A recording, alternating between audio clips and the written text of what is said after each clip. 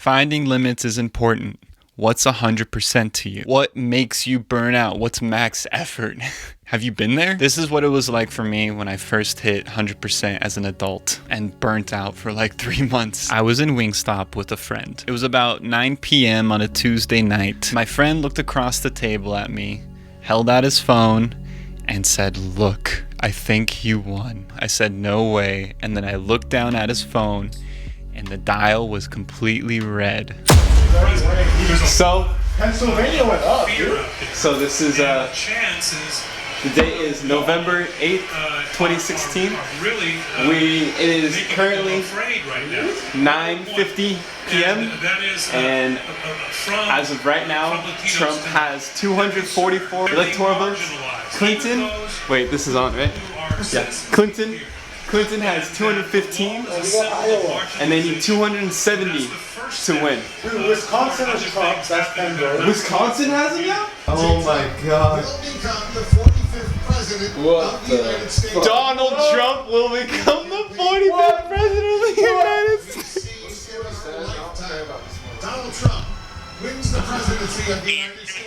We had just gotten back from a camera test for a senior thesis project I was producing. The senior theses were like what the whole film program was leading up to, the 340s. A few months earlier, about 28 of us vied for 10 spots to direct a script that we had written. The whole summer, everyone furiously pumped out drafts and jealously read each other's. I basically went insane from being inside and stressing out for so long. On top of some personal shit that went down, I pretty much had a meltdown. I remember seeing shadows and thinking that people were trying to kill me.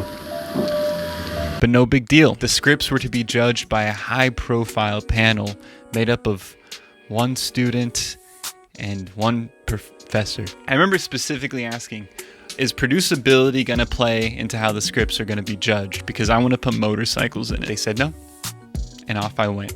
I think sometime in September, the results came in. And producibility just happened to be one of the 3 main criteria they judged it on. It was so tense in that room when they announced the winners. It was crazy.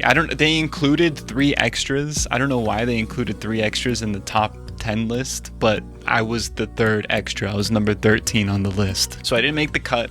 I didn't get the grant money to produce the film, so I produced my friends instead. The defeat hurt.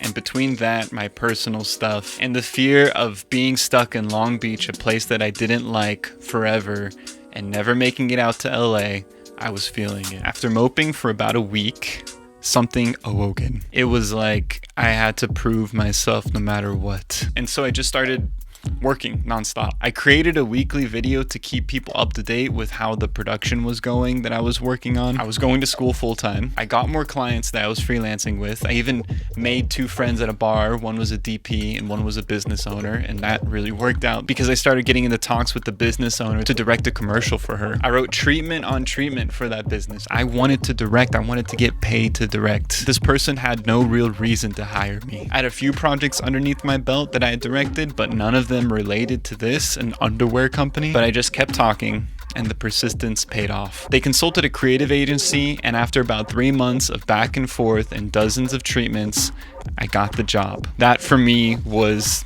the biggest win up to that point. I remember standing in the rain on the phone with the owner of the company discussing the budget. We locked it in with a verbal contract, and I went Rocky mode. I was jumping. That was the beginning of November. And here we were with Trump getting elected, November 8th, 2016. On November 21st, I had a job as gaffer, had to shoot the underwear video on December 6th, had to work at the restaurant all in between, had to produce a real estate video. December 11th was the date of the shoot. I averaged about 5 hours of sleep for those 2 months. Here's an entry from my journal during that time. I have been on a motherfucking good one, I say.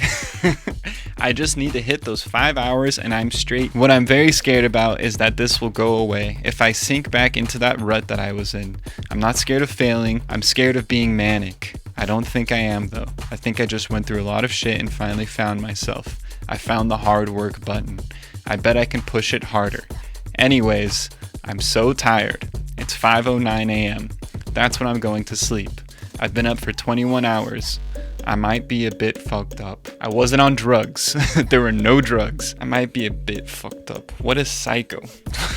So yeah, This is what my fall looked like. And then boom, Christmas break. I was zooted, messed up, and in dire need of some sleep. But I figured out a lot about myself that semester. I came out with a big project I produced, a big project that I had been paid to direct, a new limit on what I could do, new clients, new connections to LA through the creative agency, and the most important thing to me, a sense of a future outside of Long Beach and in LA. I really just figured out a way to channel my energy so I wasn't flapping around all the time, doing things that weren't important to me. And it started all because I took this seriously. I knew that I had to get out of Long Beach and to LA right after I graduated. I didn't want any sort of time in between. And I knew that in order to do that, I had to figure out how to get paid well enough to afford the higher cost of living here. The video I directed proved it was possible. And it proved I could finally detach from this place that was such a bad fit for me. But I also realized that sleeping less than 5 hours a night for 2 months and working the rest of the day is completely unsustainable. Maybe if I had like billionaire coin and could spend my money on the best doctors to tweak my biochemistry, I could do that, but that's not happening anytime soon. So in closing, I leave you with the wise words of Zay Frank, God of YouTube and creator of online communities. And I realized that the trick to working was figuring out how to never have to work your 100%. I took the philosophy to heart and worked my ass off on my own, and when I taught a course at NYU, I inflicted the same methodology on my students. Find your 100%, I would say in a smug way. Specifically doing the things that make you feel uncomfortable and tolerating it. Tolerating crawling slowly on the ground in your dream. What about you? Have you found your 100%? Don't actually use that as a model.